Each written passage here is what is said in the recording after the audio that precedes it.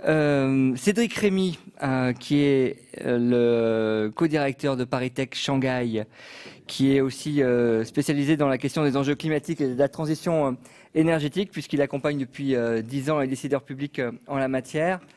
Il est aussi le vice-président d'Europa Nova. Et puis Lavinia Sandrou, qui est ancienne députée roumaine de 2004 à 2008, présidente de l'association Initiative écologiste européenne, qui est aussi très engagée dans les actions de journalisme et de culture, et qui prépare d'ailleurs un film. Elle nous en parlera tout à l'heure. Avant tout, puisque Cédric, vous travaillez à Shanghai, on a déjà parlé de la Chine ce matin, mais sur les questions énergétiques et puis pour lutter contre les idées reçues, on a comme ça l'impression que la Chine est un pays qui se moque pas mal des émissions de gaz à effet de serre. Or, c'est les premiers à se responsabiliser vraiment sur la question. Ce sont les premiers à investir massivement pour les énergies renouvelables. Là aussi, il y a un décalage énorme finalement entre la perception qu'on peut avoir des Chinois et ce qu'ils font. Ils sont très en avance sur nous sur ces questions-là. Alors merci Eric, bonjour à tous. Je suis très content aussi d'être avec ma collègue aujourd'hui puisqu'on va pouvoir faire un vrai débat européen et en langue française. En chinois, ça aurait été plus compliqué en mandarin. Voilà. Alors oui, effectivement. Alors il y a une réalité qui s'impose de fait à la Chine. C'est pour ça que je remercie d'avoir accepté que j'ai quelques diapositives à présenter sur ce sujet parce qu'on va être obligé de parler un petit peu d'ordre de grandeur et parler un petit peu de données. C'est-à-dire que quand on parle de sujets scientifiques, malheureusement, il faut donner quand même quelques éléments factuels et c'est pour ça qu'il va y avoir quelques transparents. Alors pourquoi est-ce que la Chine est responsabilisée sur ces questions d'énergie? C'est un élément assez pragmatique. Vous allez le comprendre, ce matin, notre collègue nous a évoqué les problématiques de pollution. Mais justement, rien que sur cette donnée-là, ils reconnaissent la pollution par le charbon, chose que l'Europe ne fait pas. Elle ne reconnaît pas les torts de pollution. Alors, c'est assez simple. Le matin, quand vous allez promener votre chien et que vous ne le voyez plus à cause de la pollution, il est assez logique qu'à un moment, on soit obligé de reconnaître qu'il y a un problème avec l'utilisation de l'énergie. Mais ça, c'est intéressant parce qu'on ne comprend pas toujours que la pollution est directement liée à l'utilisation de l'énergie. C'est-à-dire qu'il y a une corrélation directe entre la quantité d'énergie qu'on va utiliser et cette production de pollution qui se retrouve au mauvais endroit, c'est-à-dire dans l'air. Et c'est ça les éléments. Peut-être avant de commencer, avant de vous donner quelques idées, le sujet d'aujourd'hui, donc c'est 1989, aujourd'hui et puis l'avenir dans 25 ans. Et je pense que la Chine est une bonne illustration. C'est pour ça qu'il y aurait beaucoup de choses à dire sur l'Europe et c'est intéressant le parallèle. 89, vous le savez, c'est les événements de Tiananmen. Également une jeunesse aussi qui souhaitait plus de liberté à ce moment-là. Et puis 25 ans, eh bien c'est des ordres de grandeur aujourd'hui dans le domaine de l'énergie. On est capable de se projeter, c'est-à-dire qu'on est capable de savoir à peu près quel sera notre avenir énergétique dans 25 ans. Pourquoi? Parce qu'on a alors des économistes qui font des projections, mais on a un certain nombre de projections qu'on connaît. C'est-à-dire qu'il y a très peu de probabilité que demain vous décidiez de dire après ma présentation, c'est vrai, je vais prendre une douche froide, je ne vais plus utiliser ma voiture et je ne vais plus utiliser d'énergie et on fera cette conférence à la bougie, comme on l'a vu dans la vidéo précédente que nous a présenté Jules. Donc il va y avoir un paradoxe dans lequel on va être confronté dans les années à venir entre bien une augmentation de la population mondiale, une nécessité de sobriété énergétique et les Chinois vont être pour ça les meilleurs indicateurs. Pourquoi? Parce qu'ils commencent à s'enrichir. Ils se sont déjà enrichis, ils ont accès à ça, et donc ils sont confrontés à toutes les problématiques que nous avons mis 100 ou 200 ans à avoir. Eux, ils vont les avoir en une vingtaine d'années. Et donc cette problématique qui se pose à eux, très rapidement, va faire qu'ils vont être obligés de trouver les innovations de demain. Et ça, quelque part, c'est une bonne nouvelle, c'est-à-dire que je reste persuadé et convaincu que c'est de ces pays émergents que les solutions dans lesquelles nous, on s'embourbe un petit peu, ils vont être obligés de les trouver parce qu'ils n'ont pas d'autre choix que de les trouver s'ils veulent pouvoir continuer à presque survivre. Je vais peut-être demander si c'est possible de mettre les diapositives. Pourquoi pas? Ouais. Moi aussi, je vais vous dire bonjour. Merci beaucoup de m'avoir invité. En ce qui concerne la chute du mur, m'a trouvé de l'autre côté du rideau de fer parce que je suis roumaine, j'habite Bucarest. J'ai arrivé à Paris le matin et je rentre ce soir parce que nous sommes à Bucarest dans une pleine campagne électorale pour les présidentielles. La Roumanie a la chance pour la première fois peut-être d'avoir une femme présidente. Qui sait, mais en même temps, concernant la pollution et la chute du mur, je vais vous dire quelque chose de très intéressant. Je me souviens, J'ai dérangé en entrant comme ça. On a le temps, on est entre nous. J'aime beaucoup les débats parce j'ai l'impression qu'il y a eu une pression mise sur qu'est-ce que vous faisiez le jour de la chute du mur. Parce qu'après Cédric Villani spontanément, vous aussi spontanément. Parce que tu as demandé tout le monde ça. Non. Et bon, j'ai dit, je ne veux pas seulement dire que j'étais au collège, que j'étais en Transylvanie, pas avec Dracula, j'étais à Târgu Mureș, mais bon, je me souviens de la thèse communiste qui disait que la pollution est quelque chose qui tient seulement du capitalisme. Selon cette thèse, selon cette théorie absurde, Helmut Kohl était plus touché par la pollution de l'air que Erich Honecker, même si les deux vivaient à Berlin le même temps. Donc c'est ça. C'est une belle anecdote. Bon, Cédric, avec les diapos sur la Chine alors. Alors, peut-être... alors, je vais peut-être vous donner directement la conclusion.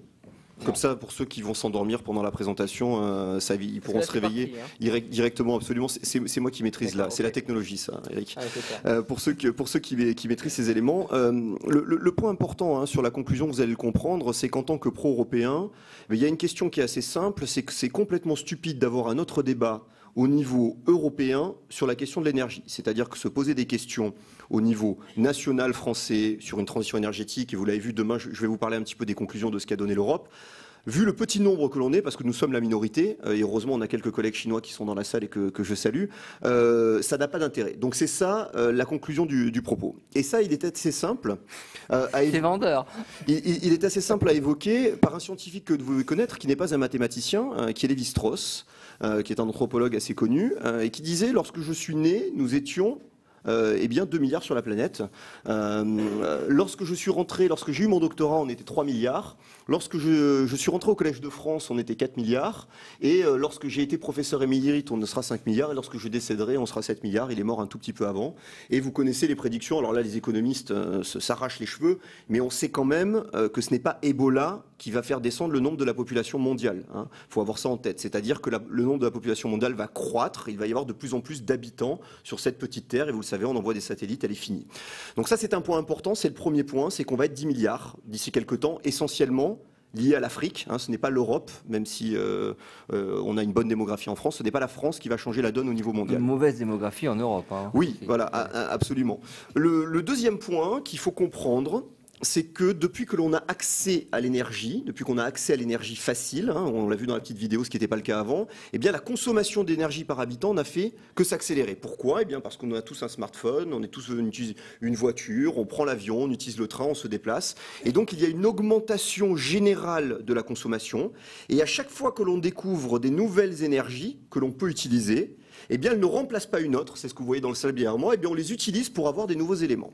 Ça veut dire quoi ? Ça veut dire qu'en tant que directeur d'une école d'ingénieurs en Chine, si demain j'ai un de mes élèves qui découvre une nouvelle pile à combustible, une nouvelle forme d'énergie que les mathématiciens et tous les autres physiciens n'auraient pas pu prévoir, même si en théorie ce n'est pas possible, eh bien le lendemain, j'aurai un autre de mes élèves qui va inventer un système pour vous envoyer sur Mars sur la journée et pour revenir. D'accord ? Pour créer un business, pour consommer cette énergie. Ça veut dire qu'à chaque fois que l'on utilise de l'énergie, on va en consommer plus.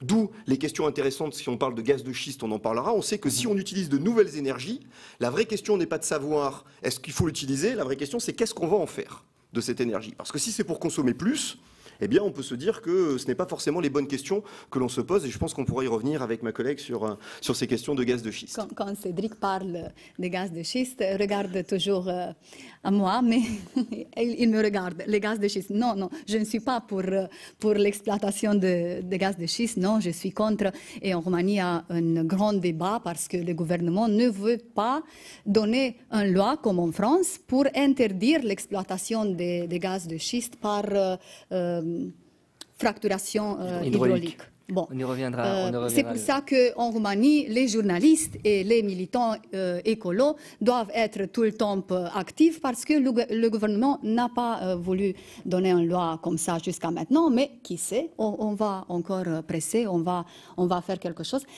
J'aimerais bien parler aussi si vous êtes d'accord un peu sur Ljubljana, simplement, on va le laisser terminer son petit exposé et après on parlera ensemble. D'accord. Parce qu'il a, il y a encore quelque chose de positif à parce nous que montrer. je ne vais pas discuter sur la situation concernant la pollution. Je vais parler un peu, si vous êtes d'accord, sur la sécurité énergétique européenne. Un mot simplement, Si on vous laisse êtes d'accord. Cédric terminer son D'accord, exposé et pas de après on en problème. parlera, il n'y a non, aucun mais problème. il disait, peut-être on peut avoir un débat. Alors, Oui, mais On peut- après son exposé, il dit. On va avoir un débat, puisque on va avoir un débat. Peut-être on peut s'arrêter sur les parties. J'ai des petites parties. Ouais. On peut peut-être s'arrêter sur D'accord. le prochain slide, parce que c'est intéressant sur la question de l'approvisionnement. Donc je pense qu'on peut intervenir sur cette partie-là en termes de débat. Un autre point, ça c'est les données des pétroliers. Alors les gens me disent souvent, mais en tant que scientifique, tu donnes les données des pétroliers. Et oui, c'est celles qu'il faut donner parce que eux, ils sont intéressés dans leur business model de savoir si demain il y aura plus de pétrole. Donc c'est les premiers concernés à savoir si demain il y aura encore du pétrole après-demain, est-ce qu'il y aura du gaz, est-ce qu'il y aura du charbon. Donc généralement les données des pétroliers sont intéressantes parce qu'elles sont plutôt fiables, ils s'intéressent à la question. Ce qu'il faut comprendre, c'est que le monde dans lequel on va vivre demain sera un monde où on va consommer encore plus d'énergie, qu'on le veuille ou non. C'est-à-dire que vous le voyez, hein, la courbe, ça vous donne un ordre d'idée. Et je vous dirai quels sont les pays qui vont consommer plus, mais vous avez déjà une idée là-dessus. Et par rapport à là où on se situe, hein, c'est-à-dire au niveau du trait, eh bien, on va avoir besoin de toutes les formes d'énergie. Et il faut garder en tête que la partie des énergies renouvelables, qui est la petite, qui est celle de l'épaisseur du trait que vous ne voyez pas même au premier rang, et que l'on voit derrière, sera vraiment minime par rapport aux énergies fossiles. Hein, donc on va continuer à utiliser des énergies fossiles, et ça, on en est sûr. Donc ça permet de donner un élément sur qu'est-ce que va être notre avenir, qu'est-ce que va être notre génération, et on parle d'un horizon à 15 ans, 20 ans. D'accord ? On parle de demain en termes d'éléments énergétiques. Peut-être ici, on peut peut-être, Lavinia, si tu veux, prendre un peu de temps sur la question de la sécurité énergétique, parce que sur ce slide-là, forcément, il y a des choses à dire. Vous savez pourquoi je suis toujours très impliquée quand on parle sur la sécurité énergétique, parce que je viens de Bucarest et je me souviens qu'il y a 3 semaines ou un mois, Vladimir Poutine nous a dit que le problème est qu'il peut arriver à Bucarest dans 2 jours. Et vous savez qu'il n'a pas dit qu'il va venir à Bucarest pour dîner ou pour tenir un discours. Non. Bon, donc il faut trouver une possibilité d'énergiser l'Europe avec une énergie propre, pas utilisant les gaz de schiste, parce que sinon, nous sommes obligés de négocier avec quelqu'un qui menace de te laisser en froid en plein hiver. C'est ce qu'il fait maintenant, Vladimir Poutine. Donc, l'Europe ne doit pas être très liée de tout ce que représente maintenant, du point de vue énergétique, la Russie, par exemple. Le débat sur le gaz de schiste, puisqu'on en parle quand même, le débat sur le gaz de schiste en Roumanie qui est le même partout, en fait. C'est-à-dire qu'il y a l'argument massif de l'emploi dans un pays qui vit évidemment une crise économique qui est forte, qui est quand même un des pays les plus pauvres de l'Union européenne. Non, c'est pas cet argument. Non, c'est seulement un argument financier, parce que Chevron, cette compagnie américaine, Américano-canadienne. Bon, Américaine. D'accord. Oui, c'est la compagnie qui a payé presque tout le monde, même au sein du gouvernement roumain, et ça va être vu, j'espère, dans quelques mois, parce que maintenant nous avons d'autres scandales, on a discuté sur ça, il y a des grands scandales en Roumanie, des scandales qui de corruption, hein, essentiellement. Des corruptions, oui, parmi les politiciens, mais j'espère que ça va faire très bien pour le peuple, pour mais où en est-on dans le débat, dans l'opinion? Parce que il y a aussi, vous êtes aussi journaliste, donc vous êtes en prise directe aussi avec l'opinion. Que dit l'opinion sur le gaz de schiste? Que pense-t-on du gaz de schiste en Roumanie? La population en Roumanie est contre l'exploitation des gaz de schiste. C'est à cause des journalistes, c'est à cause des militants, c'est à cause du Premier ministre français qui est venu à Bucarest en disant, à côté du Premier ministre roumain, en disant qu'en France, il y a une loi qui interdit et tout ça. Et le Premier ministre roumain a dit au traducteur, ne traduis pas en roumain ça. J'ai dit non, c'est pas possible. Et vous savez, le Premier ministre, maintenant, il a posé sa candidature pour être président de la Roumanie. Et c'est pour ça que j'ai dit que j'espère qu'une femme devienne présidente et pas ce Premier ministre. Bon. C'est vrai que la situation roumaine est compliquée. Hein, quand on voit que Pas le si secrétaire compliqué. général, non mais dans la classe politique corrompue, bon vous vivez des élections, une campagne électorale particulière avec l'ancien secrétaire général de la présidence qui est surnommé Mais la Michel justice Bacic. roumaine, et ça c'est bien, la justice roumaine Ouais. devient de plus en Mais plus forte. Et ça c'est fantastique. La fameuse agence nationale de l'intégrité Nous avons une que j'évoquais ce une matin, institution qui s'appelle comme ça, L'Agence l'Agence nationale de l'intégrité, voilà, oui. et qui lutte contre la corruption. C'est un directeur jeune et très actif. Il lutte contre la corruption et la semaine prochaine, peut-être si cette agence va gagner le processus, le deuxième candidat qui se trouve maintenant dans la course présidentielle va être obligé de quitter cette course. Ouais. S'il a, dans ce processus, c'est cette agence qui va gagner. Parce Donc, que il y a c'est en comme Roumanie- ça que dans le deuxième tour va entrer le Premier ministre et cette femme qui a été ministre du Tourisme, une jeune fille qui a 40 ans. C'est un beau signal, parce que la Roumanie vit, pour ceux qui ne le savent pas, à l'heure du Microsoft Gate, c'est-à-dire que la classe politique dirigeante corrompue par Microsoft a installé des Microsoft dans toutes les universités et les écoles de Roumanie, ce qui a représenté un marché plus C'est que un juteux. scandale avec 9 ministres. 9 ministres, Pas moins. dont 4 ou 5 gouvernements. Je reviens au gaz de schiste, Cédric. La position de l'Union européenne sur ce sujet est plus que nuancée et Alors, trouble. c'est un bon exemple, la question du gaz de schiste, parce qu'on revient dans le paradoxe de savoir qu'est-ce qu'on veut pour l'Europe en termes d'énergie. Et ça, c'est intéressant parce que si on pose la question, quand même, dans l'ensemble, les gens seraient plutôt contre. Et je pense que si je pose la question à la salle, à qui est pour les énergies renouvelables, il y a quand même très peu de gens qui vont dire non, écoutez, moi je suis contre, je préfère utiliser du charbon bien polluant. Et on est face à ce paradoxe. D'un côté où on aimerait bien promouvoir les énergies renouvelables et faire fonctionner un système plutôt basé sur ce qu'on va laisser aux prochaines générations, c'est-à-dire d'un côté ne pas consommer les énergies fossiles et laisser aux prochaines générations, et d'un autre côté le problème de la vie dans laquelle on vit. C'est-à-dire que nous sommes dans une société qui est extrêmement énergivore et pour laquelle nous n'avons pas de solution aujourd'hui, en claquant des doigts, qui pourrait nous permettre de nous émanciper du pétrole, du charbon et du gaz au jour d'aujourd'hui. Mais ce qui est intéressant, c'est qu'aujourd'hui, on manque de débat au niveau européen, et c'est peut-être là-dessus où je peux redonner quelques éléments sur le côté chinois, C'est ce que j'allais vous dire, justement. par rapport aux ordres de grandeur. C'est incroyable comme dans la gymnastique intellectuelle, ils sont simplement rien à ce niveau-là déjà beaucoup plus avancés que nous. Alors, mais ils n'ont pas le choix. C'est-à-dire qu'on peut penser effectivement qu'il y a une volonté politique, et c'est le cas, mais ils n'ont pas le choix. Je vous donne quelques chiffres que vous connaissez tous. Le dernier recensement en Chine, donc vous avez des gens qui tapent au porte-à-porte, qui sont venus, 1,3 milliard d'habitants. Vous le savez, vous avez vu les chiffres, sont les chiffres officiels du gouvernement. Et il y a un delta, vous savez, c'est un chiffre mathématique, on pourrait reposer la question à Cédric, mais c'est le degré d'incertitude dont on n'est pas tout à fait sûr. Et ce degré, c'est 5%. Alors 5%, c'est rien du tout, mais sur 1,3 milliard, ça fait 65 millions d'habitants. Et 65 millions d'habitants, c'est la population de la France. Donc vous avez plus ou moins la population de la France dans la population de la Chine, d'accord? Donc ça, c'est pour vous donner un ordre d'idée, parce que quand on va parler de la Roumanie, ou quand on va parler de la Grèce, 10 millions d'habitants, quand on va parler du Portugal, 10 millions d'habitants, on parle d'une ville en Chine que vous ne connaissez pas. Et des comme ça, il y en a 100 que vous ne connaissez pas, d'accord? Donc l'effet d'ordre de grandeur va faire en sorte que lorsque la France va décider, par exemple, de renforcer une industrie énergétique particulière, ou que l'Allemagne va décider de sortir du nucléaire, et que la Pologne ou l'Angleterre décident de se renforcer dans le nucléaire, la Pologne dans le charbon, on marche sur la tête, parce qu'à l'échelle du continent européen, ça n'a pas de sens d'avoir une politique commune, d'accord? Donc ça, c'est important, parce qu'au niveau de ce pays-continent, eh bien les enjeux, et il y a la capacité de ce pays-continent d'être capable de donner une direction, parce que c'est un pays, d'accord? Nous n'avons pas cette Europe fédérale que nous aimerions avoir et qui permettrait ça. Alors la Chine, qu'est-ce que ça consomme?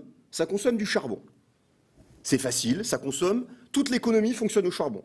Ça veut dire quoi une économie qui fonctionne au charbon? Ça veut dire une centrale au charbon de 1500 mégawatts, une très très grosse, qui est construite tous les 15 jours, d'accord? En Chine, pour pouvoir brancher le téléphone. Ça veut dire quoi? Ça veut dire 50% de la production mondiale de charbon qui est produite en Chine, d'accord? Donc les mineurs qui sortent la production, 50% de la production mondiale, et ça suffit pas, il faut importer du charbon.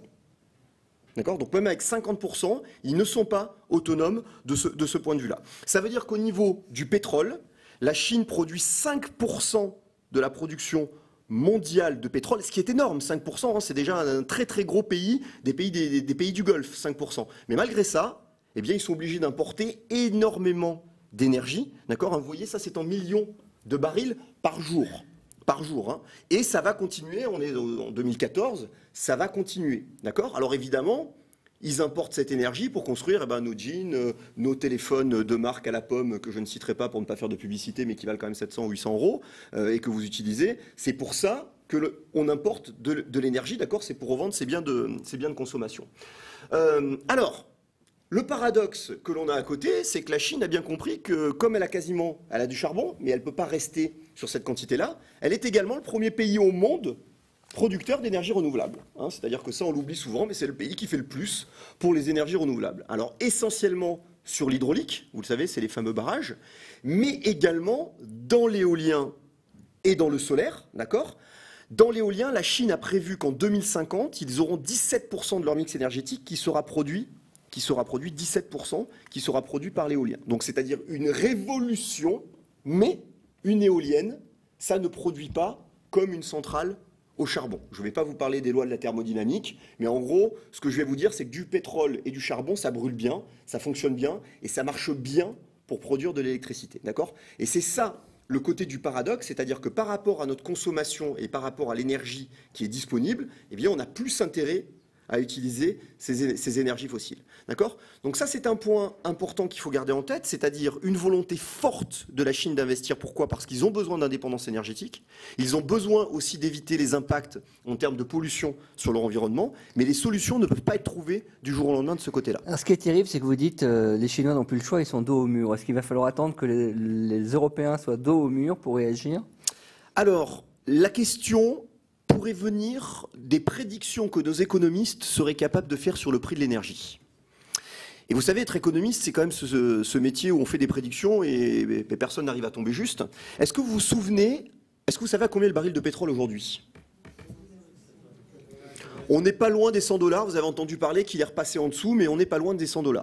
Est-ce que vous saviez en décembre 98 à combien il était? 10 $. Bien, 10 $. Ça veut dire que si vous aviez mis tout votre argent en économie là-dessus, vous auriez fait un facteur fois 10. On suit, hein, quand même. Bien. Hein, donc ça, c'est important. C'est important parce qu'avec ce facteur x10, vous aurez pu gagner beaucoup d'argent. Mais ça veut dire que quand l'énergie n'est pas chère par rapport au service rendu, parce que vous, à la pompe, ça ne change pas grand-chose parce qu'il y a essentiellement des taxes. Mais ça veut dire qu'on n'a aucun intérêt à investir dans ces énergies renouvelables. Pourquoi? Parce que ces énergies renouvelables coûtent plus cher. Au final, c'est une question d'argent, et je rejoins ma collègue ici, européenne, qui a été députée aussi sur ces questions-là. Ce n'est qu'une question d'argent. Si demain le baril est à 300 ou 400 $ ou 500 $, eh bien, que vous allez payer 20 € votre litre d'essence à la pompe, vous allez voir que vous allez dire « Tiens, aujourd'hui, je vais être citoyen, je vais prendre mon vélo. Je vais être citoyen aujourd'hui, je vais m'engager pour la planète. » Et l'effet est radical. Le problème, c'est qu'on va casser une économie où tout notre système est basé sur un système de croissance et on cherche les pouillèmes de croissance. Et si on fait ça, eh bien, on va faire mal à l'économie. Alors, on a quand même des propositions à Europa Nova pour quand même taxer l'énergie et redistribuer à ceux qui ont des problèmes pour se payer cette énergie. Mais c'est aujourd'hui ça, le fond du problème auquel on doit faire face. Et en vous écoutant, me revient cette citation de Jean-Yann. Tout le monde veut sauver la planète, mais personne ne veut descendre les poubelles. C'est à peu près cette même idée, hein, que vous développez. On est dans ce paradoxe où d'un côté, vous voyez, juste pour donner deux derniers chiffres, hein, pour finir, et après on va lancer le débat, où la Chine investit 180% de production solaire en plus chaque année, mais ça représente, vous le voyez sur la production, 0,2% de l'énergie renouvelable totale produite. Hein, donc vous savez que c'était déjà que 10%. Donc ça veut dire que même si la Chine va continuer à investir là-dessus, elle n'a pas le choix. Alors pour terminer sur ces points-là, la Chine est dos au mur. Oui, mon collègue qui est arrivé de Pékin ce matin, on le voit d'ailleurs, il est un peu pâle, hein, ce matin quand il a fait sa présentation. Mais il est encore là, surtout, il faut le saluer. Il faut le saluer. Voilà. Il est encore là, il vit, et il le dit, hein, dans un endroit où on ne voit pas la ville. Quand je vous dis qu'on ne voit pas son chien quand on le promène, c'est une réalité. Hein. Lorsqu'on pose la question à mes étudiants, il y en a, ils disent on s'est perdu le matin sur le campus. Ça, c'est le premier point. Le deuxième qu'il faut garder en tête, c'est que les Chinois ne consomment rien par rapport aux Européens ou aux Américains en termes d'énergie par tête. Hein, vous le voyez, c'est à droite. C'est-à-dire qu'ils ne consomment rien. Ils sont peu énergivores par rapport à ce qu'on est nous. Mais ils sont 1,3 milliard. Et quand tout le monde va vouloir consommer de la même manière parce qu'ils s'enrichissent, vous avez vu les chiffres de la croissance en Chine, hein, vous savez, à 10%, qu'est-ce qu'ils vont acheter en premier? Des voitures. Et donc, ça ne va pas résoudre le problème quand il y aura encore plus de voitures sur place, encore plus d'éléments. Et ça, cet ensemble de facteurs fait que la Chine n'a pas le choix aujourd'hui que de se poser des questions et de faire des propositions. Je termine avec ce slide qui dit quoi? Qui dit regardez le monde dans lequel on va vivre demain, c'est ce qu'on m'a demandé. Hein, qu'est-ce que ça va être dans 25 ans? Dans 25 ans, l'Europe consommera à peu près la même chose. Ce sont les autres qui vont venir consommer beaucoup. Et ça, c'est important aujourd'hui de construire une politique européenne de l'énergie. Pourquoi? Parce que derrière, c'est tous les enjeux qui vont venir derrière. Quand vous n'avez pas d'énergie renouvelable, ou quand vous n'avez pas d'énergie, mais que vous avez l'argent pour l'acheter chez les autres, eh bien, il va y avoir des arbitrages entre est-ce qu'il faut nourrir la population ou est-ce qu'il faut utiliser de l'énergie. Il va y avoir des arbitrages à faire entre dans mon pays, on ne peut plus vivre, ça veut dire des millions de personnes avec le réchauffement planétaire qui risquent de migrer dans d'autres pays. Donc là, la migration dont parlait Cédric Villani, ce n'est pas les gens qui veulent venir pour échanger, c'est des migrations forcées. Et donc là, on va être confronté à des vraies problématiques. Lavinia, où en est-on avec les énergies renouvelables en Roumanie? Bon, la Roumanie a beaucoup investi dans ça parce qu'on a eu une loi qui a permis aux investisseurs de venir et de faire aussi d'investissements en ce qui concerne l'énergie éolienne, l'énergie solaire, mais bon. Je ne sais pas si c'était très bien parce que maintenant, nous avons décidé de stopper parce que, ce n'est pas un paradis, la Roumanie, pour investir comme ça, parce que ça va faire que le coût de l'énergie en Roumanie soit très cher. Donc, c'est une grande discussion aussi en Roumanie, s'il faut payer plus pour avoir de l'énergie ou s'il faut trouver une autre solution. Bien sûr, aussi en Roumanie, on a hydrocarbures et la Roumanie maintenant est énergisée en utilisant les hydrocarbures. Mais bon, je crois qu'il faut penser au niveau européen de trouver une solution parce que je me souviens d'un proverbe africain qui disait « Si tu veux aller vite, va tout seul. Si tu veux aller loin, aller ensemble. » Donc, nous devons aller ensemble parce que la pollution n'a pas des frontières. Je ne peux pas faire quelque chose en Roumanie qui soit polluant et ça ne se sent pas, par exemple, à Berlin ou à Paris. Donc, il faut trouver une solution commune. Et je crois que ça va être le projet qui va débloquer l'Europe. Parce que, en parlant sur ce projet, je suis d'accord avec ceux qui ont dit que ce projet, à un moment, a échoué. L'Union européenne a échoué quand on parle sur la crise ou quand on parle sur la guerre. Par exemple, je parle sur la guerre en Ukraine. Oui, l'Union européenne n'a pas trouvé aucune solution, ni sur la crise, ni sur la guerre. Donc, c'est une possibilité pour l'Union européenne de trouver quelque chose de commun, parce que nous n'avons pas une langue au niveau européen. La langue européenne est la traduction. Oui, vous êtes d'accord avec moi? Bon. Une constitution? Non. Une histoire commune? Non. Donc, il faut trouver quelque chose. Il faut trouver, par exemple, je ne sais pas, une émotion européenne. Et cette émotion peut être donnée seulement par les peuples européens, par les traditions des peuples, les traditions, les valeurs, la culture. Quand je pense, par exemple, à tout ce que représente la France, moi, je suis roumaine, mais j'aime la France. Je suis une amie de la France et je dis toujours ça parce que je pense que cette langue est fantastique et est une langue si mélodieuse. Et pourquoi c'est si difficile de trouver quelque chose, je ne sais pas. Mais à la fin, je dis ce que je vais faire pour trouver une Quel solution. suspense. Moi, comme journaliste roumaine, qu'est-ce que je peux faire? Et bien sûr, j'ai besoin de l'aide d'Europa Nova pour ça. Ah. Mais il faut trouver une émotion européenne. Et je crois que c'est possible. Donc, via les énergies renouvelables. Cédric Denis-Remy, on a vu que justement les 28 avaient, avec joie, annoncé un paquet climat-énergie en vue de la conférence climat de Paris l'an prochain.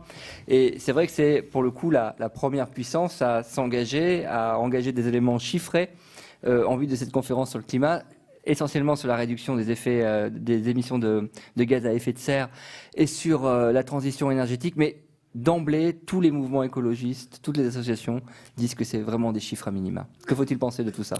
Alors oui, c'est effectivement le cas. Donc on avait un paquet énergie-climat de la règle des 3-20, c'est-à-dire qu'en 2020, on avait 20% de réduction énergétique, 20% d'efficacité énergétique, 20% de renouvelables. Et là, on va un peu plus loin, mais on pousse aussi un petit peu, c'est-à-dire que c'est 40% contraignant sur le CO2. Je crois qu'il faut quand même être optimiste, c'est-à-dire que c'est quand même... Le fait d'avoir eu une position commune, par exemple. Oui, tout à fait. Voilà, ça c'est l'exemple même, c'est qu'on arrive à se mettre d'accord. Et je crois que le symbole qu'il faut donner, c'est que l'Europe a voulu donner un message avant les autres. Alors effectivement, cet élément-là n'est pas parfait, il aurait fallu aller plus loin. Mais c'est déjà de se dire, on va essayer de montrer l'exemple, parce qu'on sait qu'il y a des pays qui vont pas trop être d'accord pour réduire leur consommation énergétique. Pourquoi ? Parce qu'elle est corrélée à la croissance. Donc si demain vous utilisez plus d'énergie, la croissance va être impactée. Et je dirais, il n'y a aucun économiste qui va me contredire sur cette façon-là. Donc du coup, c'est volontariste quand même cet élément-là, de se mettre ensemble autour de la table et d'en parler. Je crois que ce qui manque aujourd'hui, c'est le débat européen sur cette question de la transition énergétique, parce que le pétrole, on va le chercher où ? Le gaz, on va le chercher où ? Parce que le gaz de schiste, ce qu'il faut bien comprendre dans le gaz de schiste, sans rentrer dans les éléments techniques, c'est que c'est le même que celui que le gaz russe. C'est-à-dire que le gaz de schiste, c'est le même type de gaz. La seule différence, c'est la façon de l'extraire.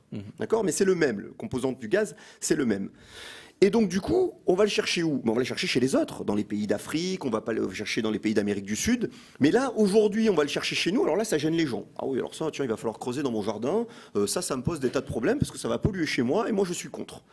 Mais comme le dit Ladvinia, si ça permet aux gens aujourd'hui de s'interroger, de se dire « Ah, bah tiens, l'énergie, finalement, c'est la même. Et ah, effectivement, avant, j'utilisais de l'énergie des pays pauvres, ça ne me dérangeait pas qu'on aille la chercher chez eux.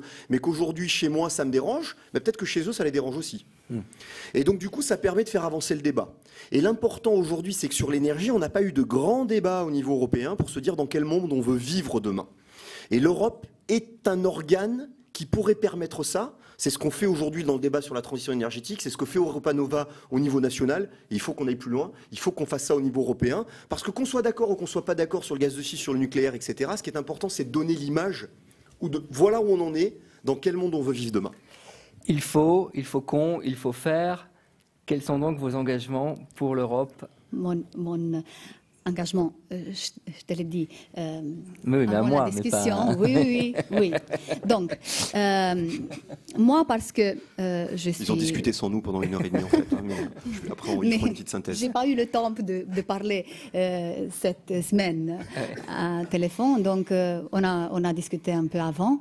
Moi, comme journaliste et en même temps comme actrice, donc j'ai un projet de faire un film de 50 minutes. C'est un film court sur l'Europe. Chaque pays va être présenté dans ce film avec ses principales valeurs, traditions, ses principaux éléments qui doivent être connus. Et j'ai dit, j'ai besoin de l'aide de Europa Nova parce que les young leaders de Europa Nova peuvent être consultants pour ce film, ainsi que dans un an, on peut avoir ce film sur l'Europe. Mais ce film va être quelque chose qui va montrer l'âme d'Europe. L'âme d'Europe, parce que je pense encore que nous avons besoin de quelque chose qui nous donne une émotion commune. Si j'ai bien compris tout à l'heure, pour bien synthétiser, c'est justement trouver cette émotion commune, aller dans tous les pays européens. Oui. Souligner les différences, mais voir surtout parce que les différences, on les connaît que trop, on les souligne depuis ce matin, mais surtout voir quels sont les éléments fédérateurs. Oui, parce que nous sommes différents, mais nous pouvons travailler, nous pouvons faire beaucoup de choses ensemble. Moi, comme Roumaine, j'aime toujours venir chez vous pour discuter des questions très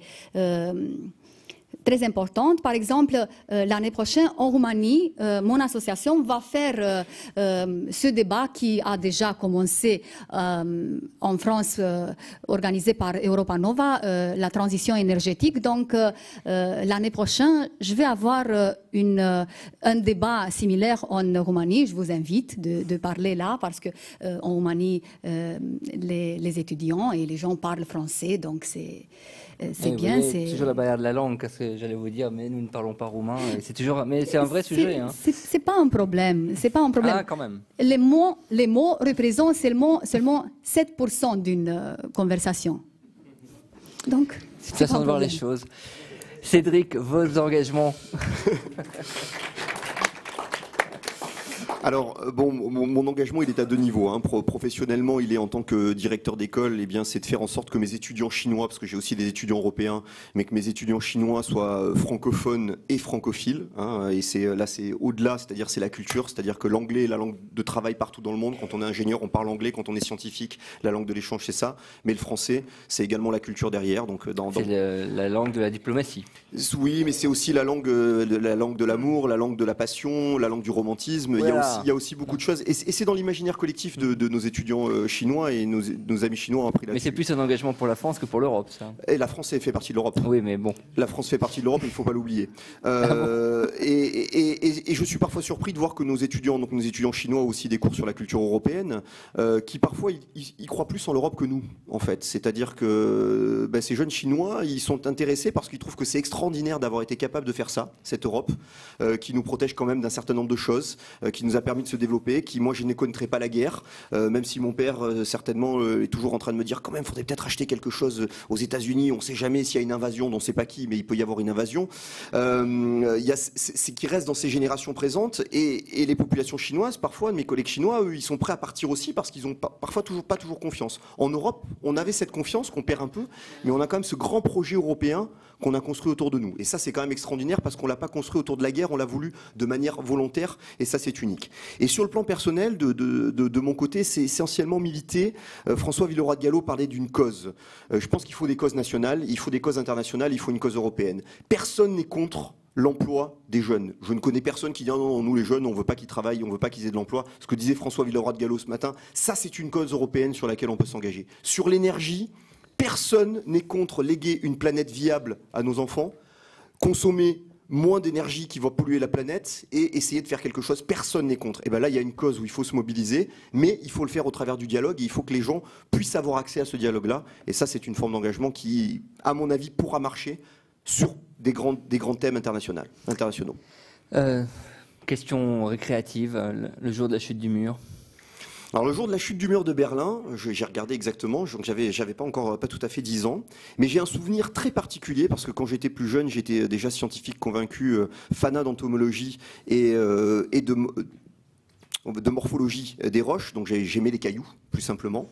Et je me souviens que mes parents m'amenaient chaque année à une bourse aux minéraux, où j'ai acheté mes roches métamorphiques, mes petits cristaux, des petits échantillons, et il y avait, ce jour-là, des morceaux du mur de Berlin que les gens vendaient dans cette bourse aux minéraux. Déjà. Et à ce moment-là, donc j'avais 10 ans, ils vendaient des morceaux qui avaient été récupérés, et donc je lui demandais quel était l'intérêt d'avoir des cailloux tagués. Et le monsieur m'a dit, mais vous vous rendez pas compte, c'est la chute du communisme. Et ça a été un choc pour moi, parce que je m'intéressais à des cailloux qui avaient une valeur métamorphique. Et ça, c'était des cailloux qui étaient du béton, qui avaient été construits par des gens. Et ça a eu quelque chose pour moi. Qui avait une valeur historique. Mais qui avait une valeur historique, et ça a donné un double symbole. Les roches n'avaient pas besoin d'avoir 1 milliard d'années pour avoir une certaine valeur auprès des gens. Merci beaucoup. Des questions dans la salle? Non? Si? Aucune question. Il faut un micro parce que vous êtes en ligne sur Internet. Alors j'ai été très sensible aux propos de Madame la députée. Et Je m'appelle Lavinia. D'accord, excusez-moi, parce que c'est la première fois, je ne vous connaissais pas avant. Notamment d'ailleurs pour en fait toute la partie sensible que vous apportez un petit peu au débat. Et l'émotion. Est-ce que vous connaissez la TVA sociétale? La TVA sociétale. Non. Alors, c'est une idée qui a été apportée Oui. par le président de l'association UFC Que Choisir, qui est Alain Bazot, en France, Voilà. qui n'a malheureusement, à mon avis, pas été assez bien reprise au bon niveau. En tout cas, pas assez bien récupérée. On a beaucoup parlé en France de la TVA sociale et pas assez de la TVA sociétale. Parce que la TVA sociétale, à mon sens, vous parlez d'une idée qui pourrait sous-tendre une émotion commune à l'Europe. Ça peut être la TVA sociétale si elle est reprise à l'échelle européenne. Alors pourquoi ça? Parce que la TVA sociétale, c'est d'essayer de mettre en place une TVA qui réponde aux préoccupations sociétales dans leur ensemble. C'est-à-dire non seulement les préoccupations économiques dont on a parlé, donc qui peuvent intégrer le fait que lorsqu'on recherche des énergies les plus propres possibles, on fasse en sorte de taxer un petit peu plus ces énergies qui ne le sont moins, mais également de pouvoir s'affranchir aujourd'hui du racket qui est organisé à l'égard des salariés, puisqu'aujourd'hui, nous vivons au travers de l'imposition sur les revenus du travail, un racket qui est devenu tout à fait insupportable, puisqu'en fait, on est en train de sanctionner, entre guillemets, des gens qui ne font qu'apporter leur concours au produit national brut, intérieur brut. Il est grand temps que l'Europe s'intéresse à ce sujet, de façon à ce que le travail devienne plus attractif, parce que, je le rappelle, le travail, c'est quand même ce qui permet de créer la richesse, avant tout.